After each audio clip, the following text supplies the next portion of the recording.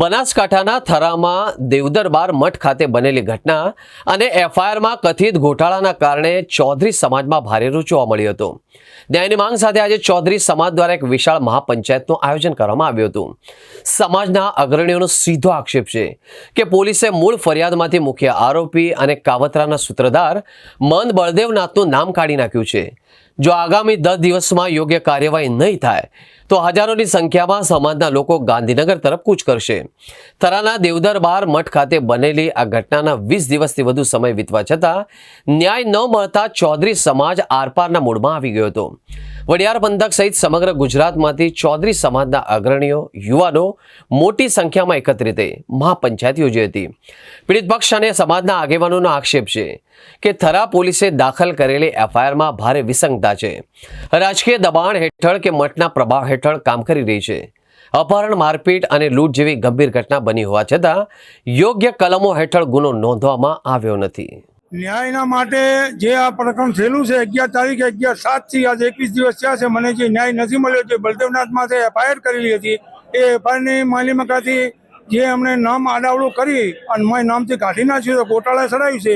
એ એફઆઈઆરમાં આ સમાજને મેં એમ બોલાવી હતી કે હજુ સુધી એફઆઈઆર થઈ નથી, એફઆઈઆરમાં એનું નામ નહીં દાખલ થાય ત્યાં ઘડી હું આ ધપ્પાનો નથી। શું માંગ છે તમારી? મારી માંગ એવી છે એક જ કે આ જે એફઆઈઆરમાં નામ એનું કાઢ્યું એફઆઈઆરમાં નામ દાખલ થાય અને એને આરોપી તરીકે ઠરે એવી મારી માંગ છે। માંગ નહીં સ્વીકારે તો હું અહીંથી ગાંધીનગર જઈશ। આવીને અમે દસ્તાવેજની ચાલન આવી રીતે ફરી ભેગા થઈ અને ગાંધીનગર જઈ અને મારો ન્યાય નહીં મળે ત્યાં ઘડી મારી લડત આવી રીતે ચાલુ રહેશે। ન્યાયનું સંમેલન યોજવાનું કારણ ન્યાય જ છે।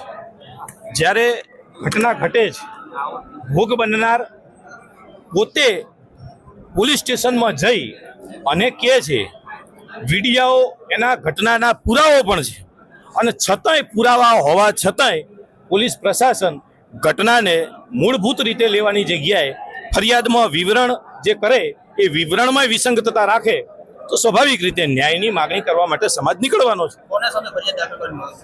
ફરિયાદ જે દાખલ છે એ પોલીસ પ્રશાસને થરા પોલીસે લીધી છે અને એમાં મુખ્ય આરોપી તરીકે કાવતરાના મુખ્ય સૂત્રધાર તરીકે મહંત બળદેવગીરીનું નામ છે અને એમાં પોલીસે એમનું નામ લખ્યું નથી। બીજી વાત છે, જે લૂંટ થઈ છે 15,000 રૂપિયાની એ લૂંટનું પણ વિવરણ એફઆઈઆરમાં કર્યું નથી। તો આ બંને બાબતો છે એટલે સમાજની માગણી છે કે મુખ્ય સૂત્રધાર જે છે એમનું પણ ફરિયાદમાં મુખ્ય આરોપી તરીકે નામ લેવામાં આવે અને લૂંટ જે થઈ છે એ લૂંટને પણ ફરિયાદમાં દાખલ કરવામાં આવે। સમાજે નિર્ણય કર્યો છે 10 દિવસ પછી ગાંધીનગર કૂચ કરીશું અને ગાંધીનગરમાં બેસીશું। રાજકારણનું કોઈ પ્રેશર હોય એવું?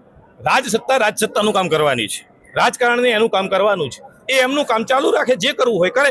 અમે સમાજ સત્તા તરીકે સમાજ તરીકે ન્યાયની માગણી કરીશું અને ન્યાયની માગણી કરતા રાજકારણ કે રાજસત્તા ક્યાંય વિક્ષેપ કરશે, ક્યાંય વિષયો નવા ઊભા કરશે તો સમાજ સત્તાને સમાજકારણને બરાબર જવાબ આલતા આવડે છે અને અમે એ બરાબર જવાબ સમય આવે આપીએ દઈશું। સમાજના રાજકીય લોકોને કંઈ કહેવા માંગો છો?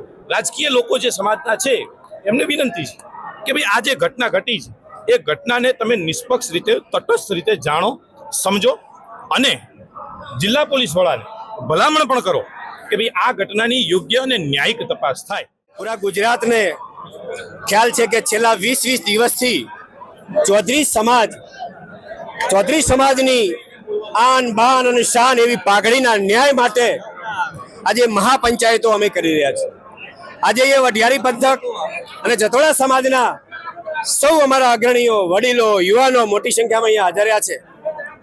અલગ અલગ પરગણામાંથી પણ સમાજના અમારા અગ્રણીઓ, યુવાનો આજે આ મહાપંચાયતમાં હાજરી આપી છે અને અમારી એક જ માંગ છે, જે પ્રકારે હજારો કરોડો લાખો લોકોની શ્રદ્ધાનું કેન્દ્ર દેવદરબાર મઠની અંદર અને મઠમાં વહીવટ કરનારા મહંત એક ચૌધરી સમાજની અદાવત રાખીને અમારા આગેવાનનું અપહરણ કરાવીને અને મઠની અંદર લઈ જઈને જ્યાં લાખો લોકોની શ્રદ્ધા છે એવા શ્રદ્ધા કેન્દ્ર ઉપર ઢોર મારે, નગ્ન કરે, બંદૂક ભીડાવે, જાનથી મારી નાખવાની ધમકીઓ આપે, છતાં પણ 5 દિવસ સુધી અમારી ફરિયાદ લેવામાં ન આવે, પોલીસ સ્ટેશન છાવરતું રહે અને ન્યાય ન મળે, એટલા માટે અમારે આ મહાપંચાયતો આજે અહીંયા કરવી પડી છે।